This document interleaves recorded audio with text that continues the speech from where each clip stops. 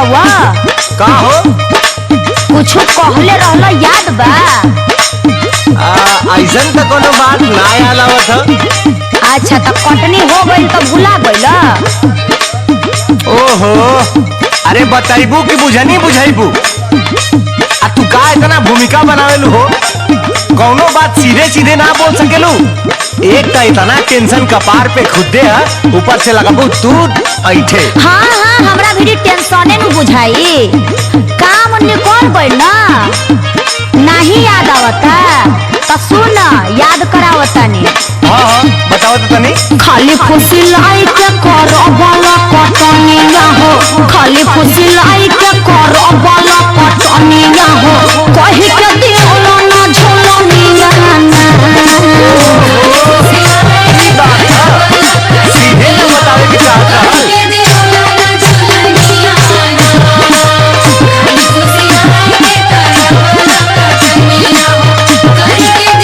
याद आए लो?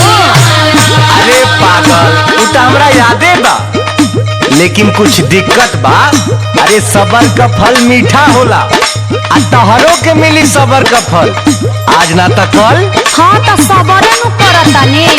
धनवा के भाव तनी बढ़े दे तू धनिया हो, धनवा के भाव तनी बढ़े दे तू धनिया हो, तोह के बढ़ाई दे दुनिया ना। के भाव तनी बढ़े दे तू धनिया हो, के भाव तनी बढ़े दे तू धनिया हो, तोह के बढ़ाई दे दुनिया ना। के भाव तनी बढ़े दे तू धनिया हो, तोह के बढ़ाई दे दुनिया ना।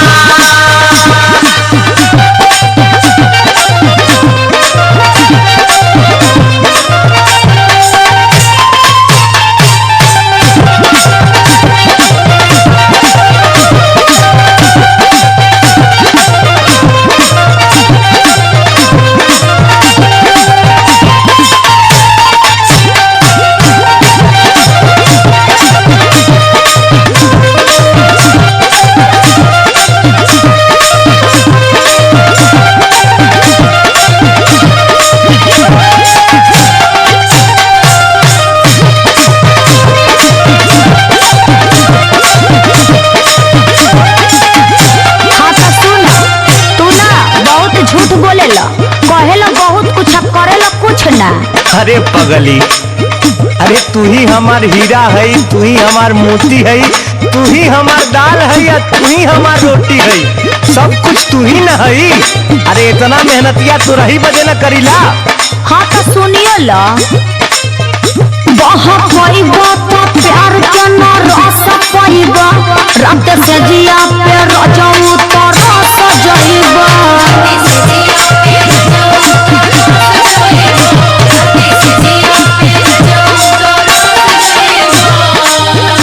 वहाँ पाइबा तो प्यार के न रस पाइबा, रात से जिया पे रजाऊ तो रस जाइबा। हमारा से चली ना तो हार बाई मनिया हो, हमारा से चली ना तो हार बाई मनिया हो, कही के दियो ना झूलनिया ना।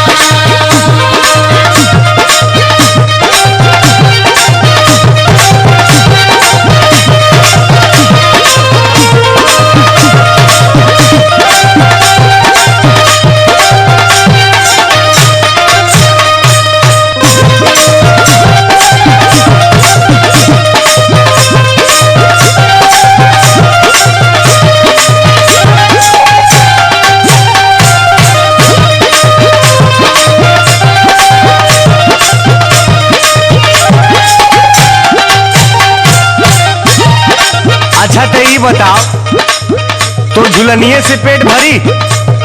अरे राशनो तो चाहेला साल भर का, तोरा मन के करी ना तो का होई सुन। का होई हो? बड़ा सस्ता बा बेचे में खल जाई हो।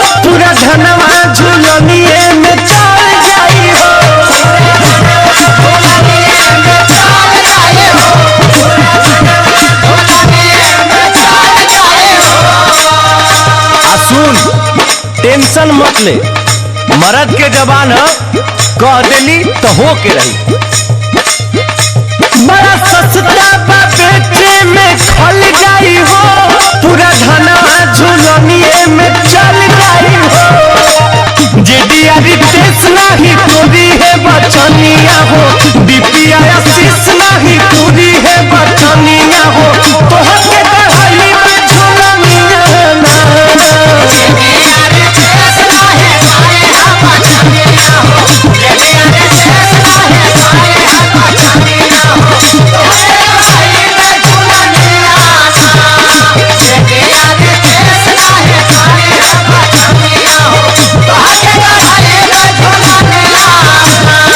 फुसलाई के करबल पटनिया हो, खाली फुसलाई के करबल पटनिया हो।